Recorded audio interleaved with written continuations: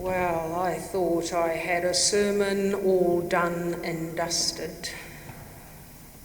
And then the US election happened.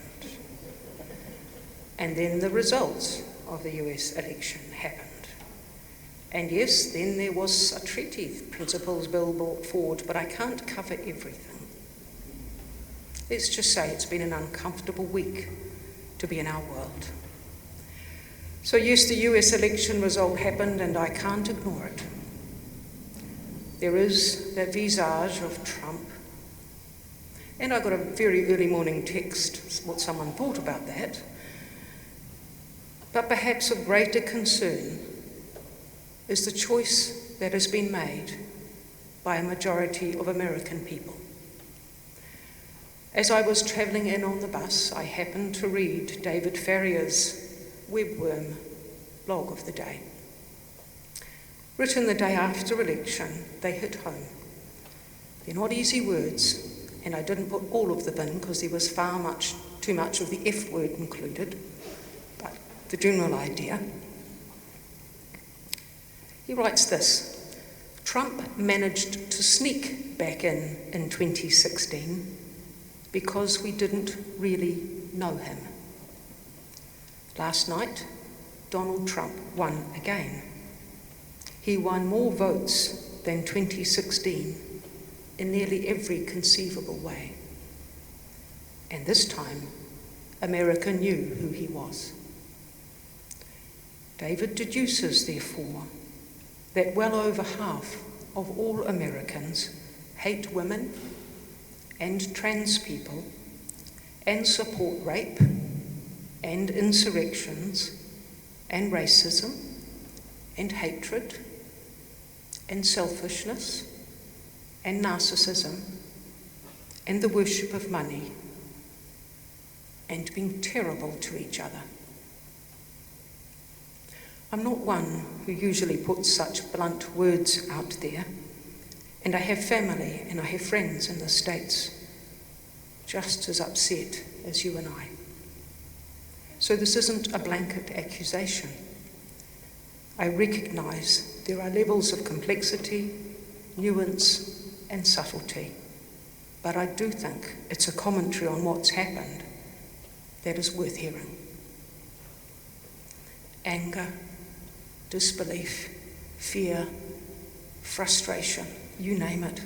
Gut deep, strong, and strident emotions arise, and a sense of helplessness before a juggernaut that apparently intends to implement a system that upholds and is underpinned by a set of values and morals and ethics that deny just about everything that I understand brings life and hope and potential for the flourishing of life.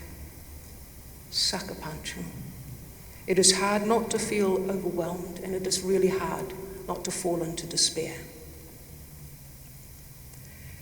When Trump was previously in power, I was also on sermon watch, and I felt the pressure to speak and to say something.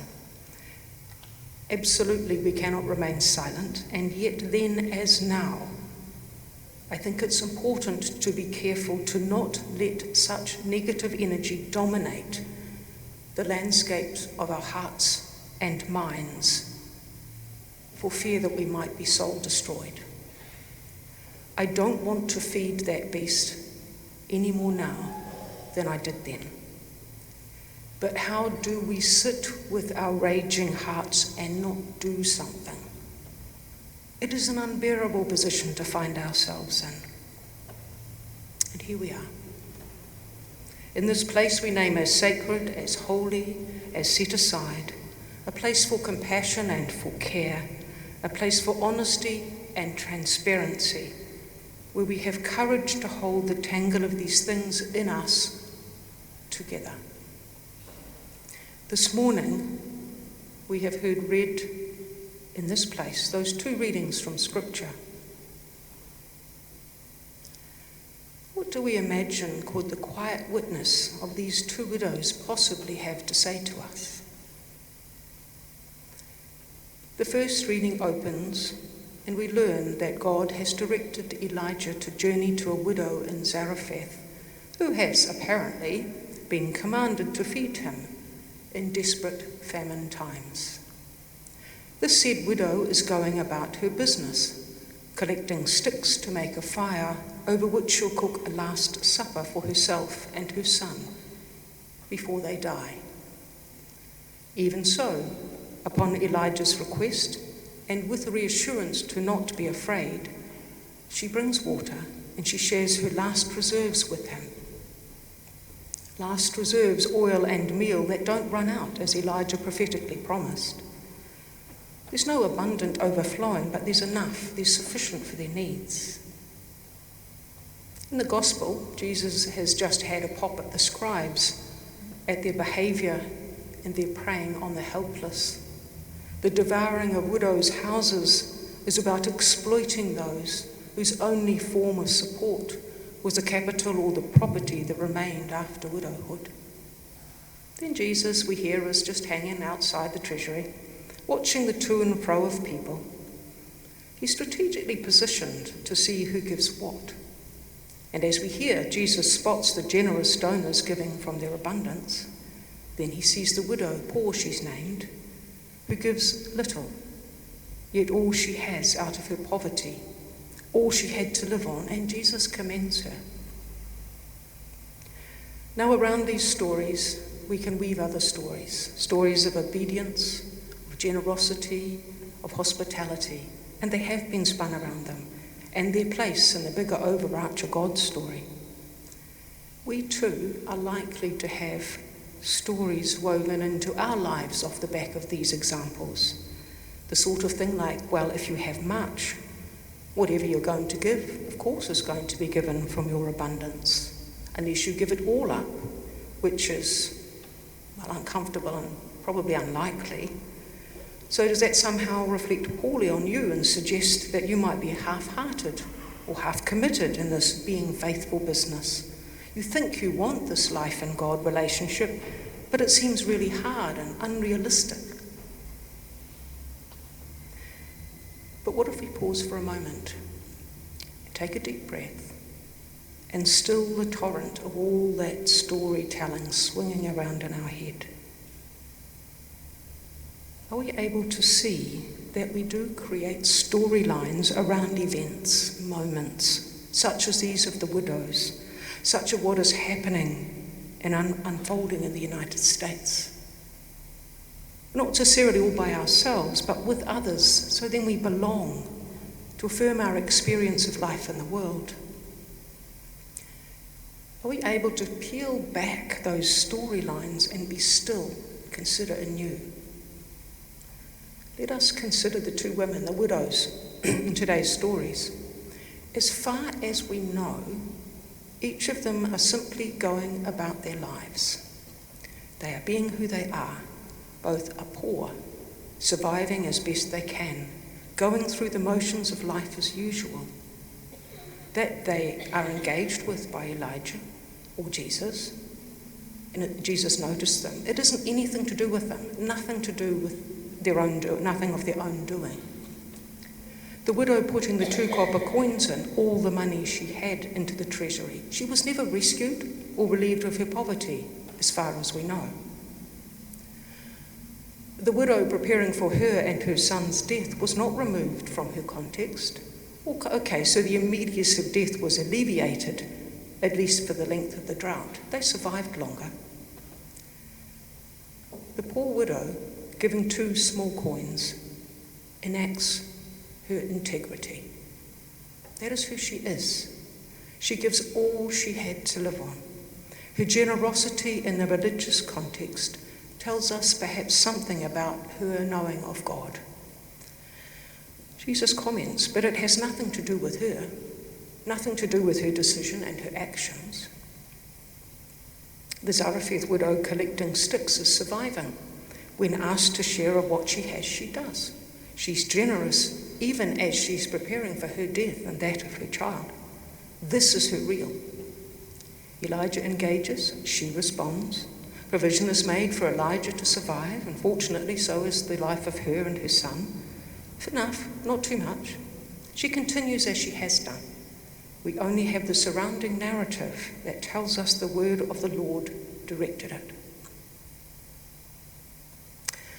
When we hear the stories told in the way they are, you could almost see them, the widows, as pawns in God's teaching game, or perhaps more accurately, the biblical editor's teaching game. Perhaps in us, we still have vestiges of some sort of understanding of a God who acts like this, who directs things and does stuff as God pleases, perhaps because God knows best. But what it does is it means we're passive before God. But such a way is only a way that some people understand how God is in the world. These two widows, in their integrity, as they are making their way to survive in the world they inhabit, what they do is they show us. They reveal it is exactly there, in and through them, in the midst of their ordinary lives, that the grace and the presence of God is known and becomes known. Being fully and uniquely themselves, each of these widows who are the least empowered, who have little or no status, who are most vulnerable and dependent, they are the ones who provide for and enact the life of God where they are.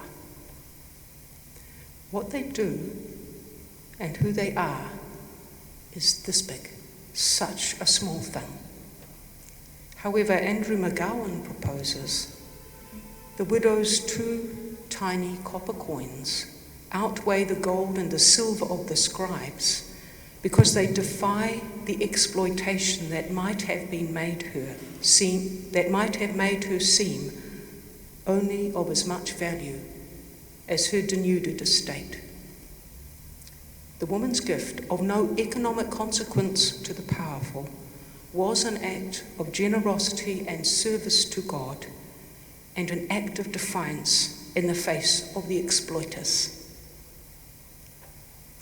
You see, I think that acts of defiance and resistance begin with such small and insistent actions of integrity done by those who hold dearly to justice and to life. They are dangerous because they have a habit of spreading. Such an action seems a small and a flimsy example of what we might do in the face of the world before us. We might rightly quail or rail at what seems an ineffective act of such insignificance. But what it is a concrete act of defiance within the scope of the widow's economy. She decides the story that she, in her integrity, will tell. A story of hope, of generosity, of love, of what is real and of what is possible.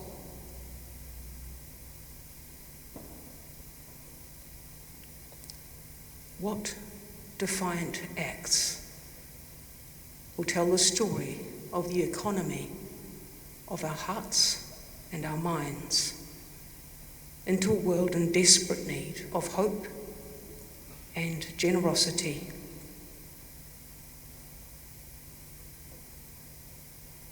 of love, what is real and what is possible, because that is where it begins.